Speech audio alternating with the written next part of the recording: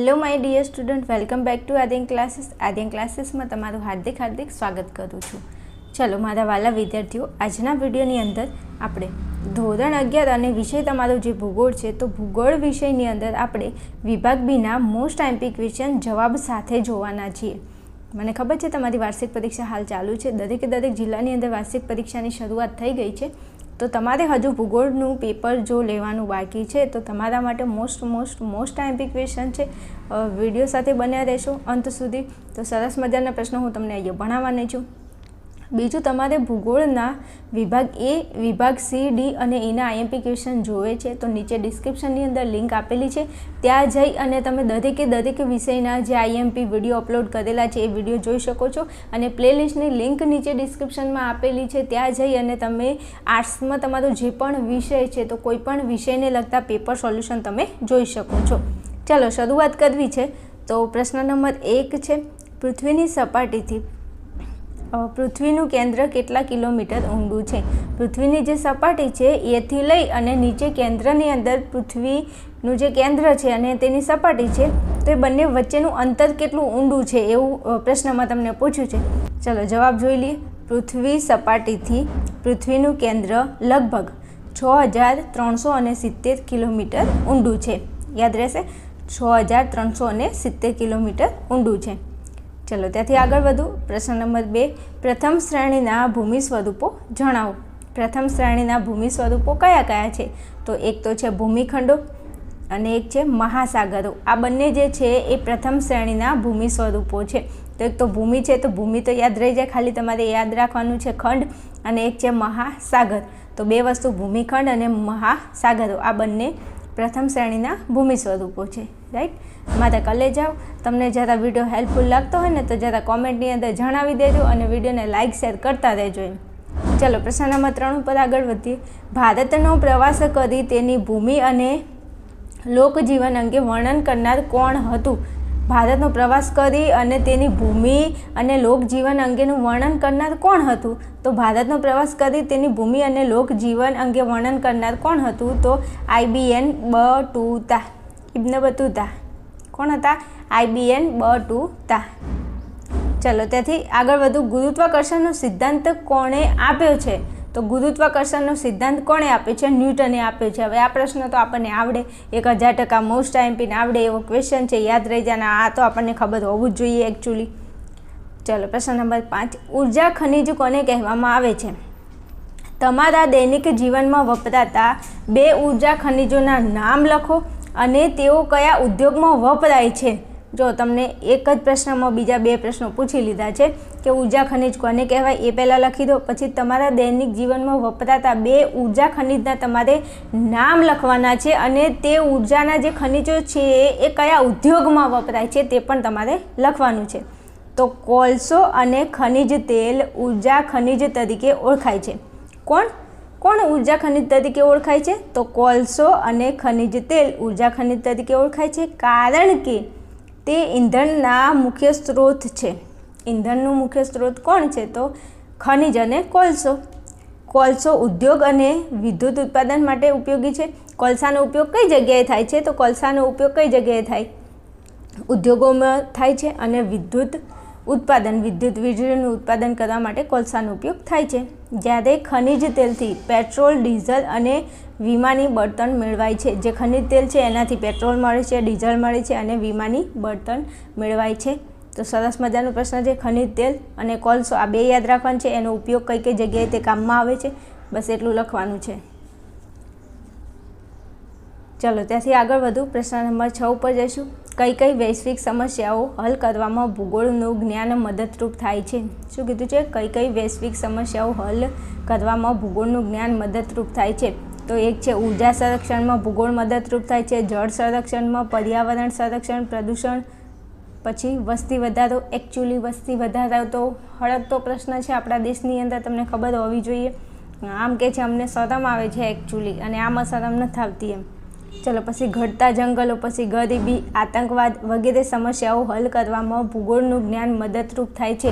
આ દરેક જગ્યાએ ભૂગોળ ક્યાંક ને ક્યાંક મદદરૂપ થાય છે.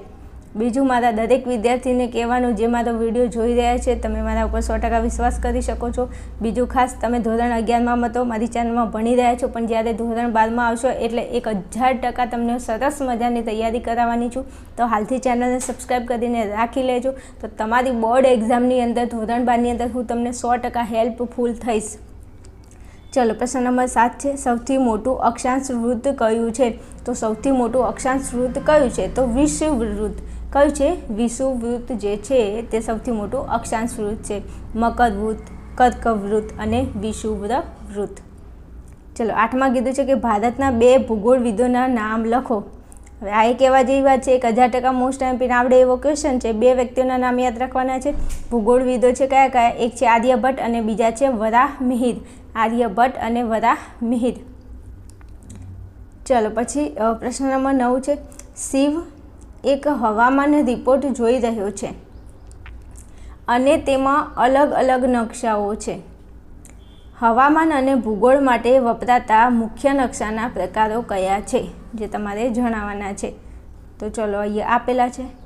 તો શિવ હવામાન ભૂગોળ માટે નકશા જે છે એ 3 મુખ્ય પ્રકારના હોય છે. નકશા જે હોય છે એ 3 પ્રકારના હોય છે. કયા કયા પ્રકારના? એક તો ભૌતિક નકશો, એક રાજકીય નકશો અને એક થીમેટિક નકશો. એમાં ભૌતિકમાં આવશે પર્વતો, નદીઓ અને મેદાનો દર્શાવે છે આ નકશા. પછી રાજકીય જે નકશા હોય એ શું બતાવે? રાજકીયમાં શું હોય? દેશો હોય, રાજ્યો હોય, સરહદો હોય, એ રાજકીય નકશા બતાવે છે. પછી થીમેટિક નકશા, તો એમાં હવામાન, વસ્તી, ખેતી, ઉદ્યોગો વગેરેની માહિતી આપે છે. જે થીમેટિક નકશાઓ છે એમાં હવામાન, વસ્તી, ખેતી અને ઉદ્યોગો દર્શાવવામાં આવે છે.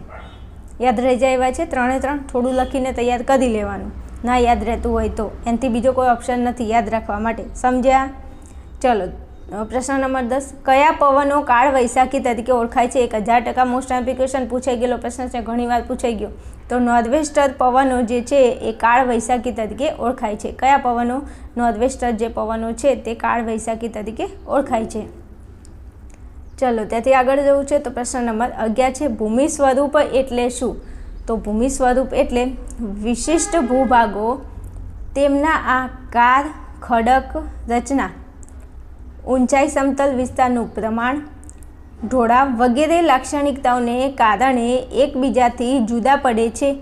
તેથી તેઓને શું કહેવાય છે? તો કે ભૂમિ સ્વરૂપ કહેવામાં આવે છે. વ્યાખ્યા છે, જતા જોઈ લો. ચલો, ત્યાંથી આગળ વધુ. તો પ્રશ્ન નંબર 12 છે, રૂઢ સંજ્ઞાઓ એટલે શું? શું કીધું છે? રૂઢ સંજ્ઞાઓ એટલે શું? તો નકશામાં ભૂપૃષ્ઠ પરની અનેક પ્રાકૃતિક અને સાંસ્કૃતિક વિગતો દર્શાવવા માટે નકશાની અંદર ભૂપૃષ્ઠ પર અનેક જે પ્રાકૃતિક અને સાંસ્કૃતિક વિગતો દર્શાવવા માટે અમુક ચોક્કસ પ્રકારના શું વપરાય છે? તો કે ચિહ્નો વપરાય છે. અને આ જે ચિહ્નો છે એ ચિહ્નોને કહેવાય છે રૂઢ સંજ્ઞાઓ. જો વ્યાખ્યા સરસ મજાની છે, આવડી જાય એવી છે.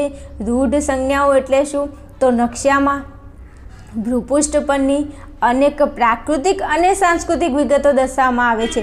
નકશાની અંદર શું દર્શાવે? પ્રાકૃતિક અને સાંસ્કૃતિક વિગતો દર્શાવવામાં આવે છે. અને આ વિગતો અમુક ચોક્કસ પ્રકારના ચિહ્નો વપરાય છે. આ જે વિગતો દર્શાવી હોય પ્રાકૃતિક અને સાંસ્કૃતિક, તો એમાં ચિહ્નનો ઉપયોગ થાય છે. અને આ ચિહ્નોને જ શું કહે છે? તો કે રૂઢ સંજ્ઞાઓ કહે છે.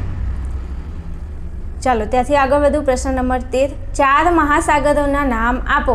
કયા કયા છે? એક તો પેસિફિક મહાસાગર, એટલાન્ટિક મહાસાગર, હિન્દ મહાસાગર અને આર્કટિક મહાસાગર. 4 મહાસાગરોના નામ યાદ રહી જશે. પેસિફિક, એટલાન્ટિક, હિન્દ અને આર્કટિક મહાસાગર. ચલો, 14માં કીધું છે કે ફેરલનો નિયમ જણાવો. તમને ફેરલનો નિયમ પૂછ્યો છે. તો ફેરલના નિયમ પ્રમાણે ઉત્તર ગોળાર્ધમાં વાતા પવનો પોતાની જમણી બાજુએ અને દક્ષિણ ગોળાર્ધમાં વાતા પવનો પોતાની ડાબી બાજુએ મરડાય એટલે કે ફંટાય છે. હવે જોજો, આ તમને MCQની અંદર પણ પૂછી લે 4 વિધાનો તરીકે. એટલે યાદ રાખવાનું, ઉત્તર ગોળાર્ધ જમણી બાજુ, તો યાદ રાખો ઉ કેમ? ઉ એટલે ઉત્તર ગોળાર્ધ, જ એટલે જમણી બાજુ, પછી દ એટલે દક્ષિણ ગોળાર્ધ અને એમાં કીધું છે ડાબી બાજુ. તો આ તો યાદ રહી જાય, ડ શું યાદ રાખવાનું? ડ કેમ? કારણ કે દક્ષિણ ગોળાર્ધમાં વાતા પવનો એ ડાબી બાજુએ મળાય છે. તો થઈ ગયું ઉજ અને દ એટલે ભૂલથી પરીક્ષામાં ભૂલ ન થાય. બાકી તમને ગમે એટલા તમે હોશિયાર હશો, ગમે એટલું સારું આવડતું છે, પણ ક્યાંક એક નાના પોઈન્ટે જો તમને કન્ફ્યુઝન આવી ગયું તો તમારો 1 માર્ક્સ કટ થવાની સંભાવના છે પૂરેપૂરી. એટલે પ્લીઝ મારા કલેજાઓ આવું ન થાય એનું તમારે ધ્યાન રાખવાનું છે. સમજ્યા? એકચ્યુઅલી ચલો આગળ વધું તો પ્રશ્ન નંબર 15 છે. ખનિજની ઘનતા શું છે? તમારા ઘરના આસપાસ 2 ખનિજ શોધી તેમની તુલના કરો. ખનિજની ઘનતા શું છે? અને તમારું ઘર હોય એની આજુબાજુ 2 ખનિજો શોધો અને તેમની તુલના કરો. હવે 2 ખનિજ અમારે ક્યાં શોધવા જવું? હાલ અમારી જોડે ટાઈમ નથી, એકચ્યુઅલી અમારે એક્ઝામ છે ને એટલા માટે. વાંધો નહીં, આપણે જોઈ લઈએ અહીંયા જ તે. ચલો, ખનિજની ઘનતા એ તેનું ભારેપણું દર્શાવે છે. શું બતાવે છે? તો કે આ ખનિજ જે છે, તો કે ખનિજની ઘનતા એ તેનું ભારેપણું દર્શાવે છે. ઘનતા ઊંચી હોય તો ખનિજ વધુ ભારે લાગે છે. જોજો, ઘનતા ઊંચી હોય તો ખનિજ કેવું લાગે છે? વધુ ભારે લાગે છે.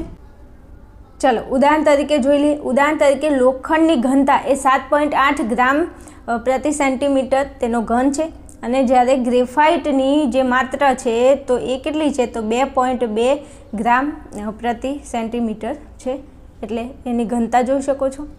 તો કે મારા આસપાસ લોખંડ અને ગ્રેફાઇટ બંને જોવા મળે છે, જેમાં લોખંડ વધુ ઘન અને ભારે હોય છે. આપણી આસપાસ લોખંડ અને ગ્રેફાઇટ મને દેખાય છે. ગ્રેફાઇટ એ તમને ખબર છે ને, પેન્સિલની અણી હોય એમાં ગ્રેફાઇટ હોય છે. તો ગ્રેફાઇટ અને લોખંડ કરતાં વધારે ભારે કોણ હોય છે? તો કે લોખંડ હોય છે. તો એની ઘનતા પણ વધુ છે. ચલો આગળ વધું. ચલો વિભાગ બીની અંદર ખાસ કરીને તમને એટલા મોટા ક્વેશ્ચન નહીં પૂછાય, પણ ક્યાંક ને ક્યાંક જો એવી વ્યાખ્યા એવી મૂકી દે તો આપણને તકલીફ ના પડે, એટલા માટે આવા પ્રશ્નો આપણે જોવા પડે છે. ચાલો પ્રશ્ન નંબર 16. વિશ્વમાં સૌથી ઊંચા મોજા કયો અને કેટલા ઊંચા ઉછળે છે? વિશ્વની અંદર સૌથી ઊંચા મોજા કઈ જગ્યાએ જોવા મળે છે અને કેટલા ઊંચા જાય છે એ તમારે લખવાનું છે. તો વિશ્વમાં સૌથી ઊંચા મોજા કેનેડાના ફંડીના અખાતમાં, કેનેડાની અંદર જે ફંડીનો અખાત છે એમાં જોવા મળે છે. અને તે 15 થી 20 મીટર ઊંચા મોજા ઉછળે છે. કેટલા મીટર ઊંચા? 15 થી 20. યાદ રાખજો ભાઈ, આવડી જાય એવો ક્વેશ્ચન છે. કેનેડાના ફંડીના અખાતમાં અને 15 થી 20 મીટર ઊંચા મોજા ઉછળે છે. રાઈટ. ચલો આગળ વધું તો પ્રશ્ન નંબર 17. ખંડ પ્રવહન સિદ્ધાંતને કઈ રમત દ્વારા સમજાવી શકાય છે? તો ખંડ પ્રવહનનો જે સિદ્ધાંત છે એને જિગ્સો ફિટની રમત દ્વારા સમજાવી શકાય છે. આ ખંડ પ્રવહનનો જે સિદ્ધાંત છે એ કોની રમત દ્વારા સમજાવી શકાય છે? તો જિગ્સો ફિટની જે રમત છે એના દ્વારા. અને ખંડ પ્રવહનનો સિદ્ધાંત કોને રજૂ કરે તો મને કોમેન્ટની અંદર જણાવજો. 1912ની અંદર તેના સિદ્ધાંતને રજૂ કરવામાં આવ્યો હતો. 1924ની અંદર તેનું અંગ્રેજીમાં અનુવાદ કરવામાં આવ્યો હતો. અને વ્યક્તિ કોણ હતા જરા તમે મને કોમેન્ટની અંદર જણાવી દેજો. ઓકે, હાલો આગળ વધવું છે. ગરબા રમવા નથી જવાનું, હાલો એટલે. ચલો 18માં કીધું છે કે શું તમે કોઈ એવી પરિસ્થિતિની કલ્પના કરી શકો જ્યાં GIS અને દૂર સંવેદન ટેકનિક દ્વારા કોઈ મોટી સમસ્યા ઉકેલી શકાય છે? તમે કોઈ એવી પરિસ્થિતિની કલ્પના કરો. એમ આમ તો તમે ઘણી બધી કલ્પના કરતા હોય, આમે કંઈક થોડી કલ્પના કરીને જોઈ લો ને એટલે એમના દિલને શાંતિ થઈ જાય. તો GIS અને દૂર સંવેદન ટેકનિક વન વિસ્તારોના વિનાશ, શહેરોનું વિસ્તરણ, હવામાન પરિવર્તન મોનિટરિંગ માટે ઉપયોગી થાય છે.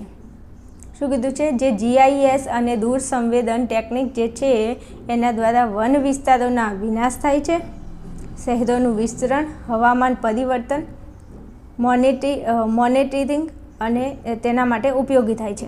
ઉદાહરણ તરીકે વરસાદની ઓછા વિસ્તારોએ ખેતી માટે GPS અને GISનો ઉપયોગ કરીને જળ સંસાધન વ્યવસ્થાપન થઈ શકે છે.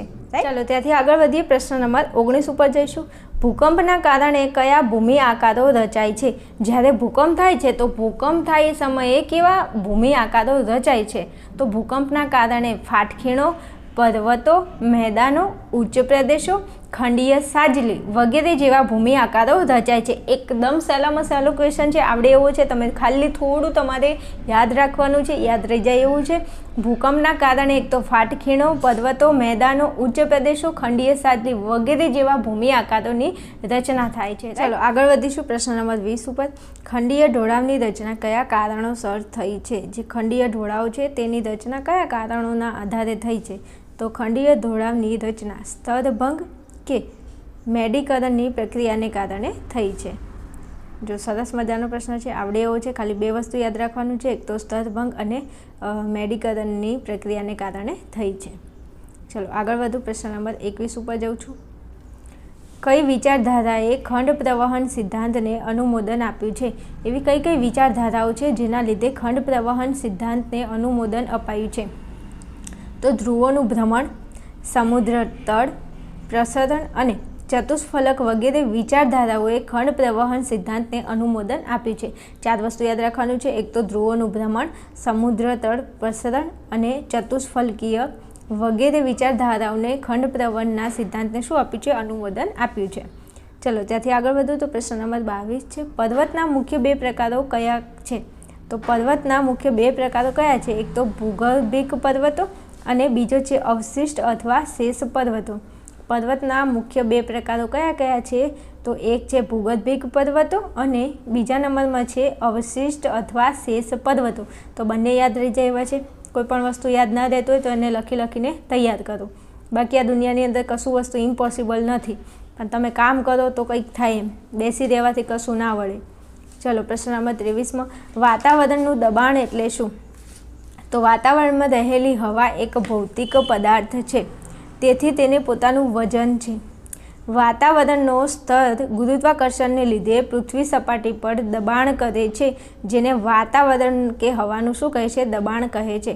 ફરી વાંચું છું, થોડું ધ્યાન આપજો. વાતાવરણમાં રહેલી જે હવા, આપણું જે વાતાવરણ છે એમાં હવા રહેલી છે, તો હવા એક ભૌતિક પદાર્થ છે અને હવાને પોતાનું વજન છે. પછી વાતાવરણનો જે સ્તર છે એ ગુરુત્વાકર્ષણને લીધે પૃથ્વી સપાટી પર શું કરે છે? તો કે દબાણ કરે છે, જેને વાતાવરણનું કે હવાનું દબાણ કહે છે. ચલો પ્રશ્ન નંબર 24. વાતાવરણના મુખ્ય 4 આવરણો કયા છે? તો વાતાવરણના મુખ્ય 4 આવરણો છે, કયા કયા છે? એક તો ક્ષોભ આવરણ, એક છે સમતાપ આવરણ, ત્રીજા નંબરમાં છે મધ્યાવરણ અને ચોથા નંબરમાં છે ઉષ્માવરણ. 4 છે, યાદ રાખો. એક છે ક્ષોભ આવરણ, બીજું છે સમતાપ આવરણ, ત્રીજું છે મધ્યાવરણ અને ચોથું છે ઉષ્માવરણ. ચાલો પ્રશ્ન નંબર 25. નકશાના અંગો કયા છે? તો નકશાના કેટલા અંગો છે? 3 છે. નકશાના અંગો કયા છે? 3 છે. કયા કયા છે? એક છે પ્રમાણમાપ, બીજું છે પ્રક્ષેપ અને ત્રીજું છે રૂઢ સંજ્ઞાઓ. નકશાની અંદર જે ચિહ્નો હોય છે એને રૂઢ સંજ્ઞાઓ કહેવાય છે. બીજું એનું માપ હોય છે અને તેમાં શું હોય છે? પ્રક્ષેપ હોય છે. ચલો આગળ વધુ તો આપણો લાસ્ટ ક્વેશ્ચન છે પ્રશ્ન નંબર 26. હવામાન એટલે શું? શું કીધું છે? હવામાન એટલે શું? તો વાતાવરણની ટૂંકા સમયગાળાની વાસ્તવિક સ્થિતિને હવામાન કહેવામાં આવે છે. વાતાવરણની અંદર જે ટૂંકા સમયગાળાની જે વાસ્તવિક સ્થિતિ છે, આ સ્થિતિને કહેવાય છે હવામાન. એકદમ સહેલી વ્યાખ્યા છે, એક લાઈનની વ્યાખ્યા છે કે વાતાવરણની ટૂંકા સમયગાળાની વાસ્તવિક જે સ્થિતિ છે તેને હવામાન કહેવામાં આવે છે. ઓકે, ચલો આટલા કંઈક 26 જેટલા ક્વેશ્ચન હતા. બીજા આનાથી વધારે પ્રશ્નો તમે તૈયાર કરી શકો છો, પણ મારી દ્રષ્ટિએ આઈએમપી ક્વેશ્ચન હતા. આટલા પહેલાં કરી લેજો અને પછી વધારે તૈયારી કરવી હોય તો તમે કરી શકો છો. બીજા તમારે કોઈ પણ વિષયના આઈએમપી ક્વેશ્ચન જોવો છે તો પ્લીઝ એકવાર ડિસ્ક્રિપ્શન તમારે ચેક કરી લેવાનું. તેની અંદર આપણે લિંકો અપલોડ કરેલી છે. લિંકો બધા જ વિષયના પેપર સોલ્યુશન અને આઈએમપી વિડીયોની લિંક નીચે ડિસ્ક્રિપ્શનમાં આપેલી જ હોય છે. ચલો મળીશું નેક્સ્ટ વિડીયોમાં. ત્યાં સુધી જોતા રહેશો આર્યન ક્લાસીસ.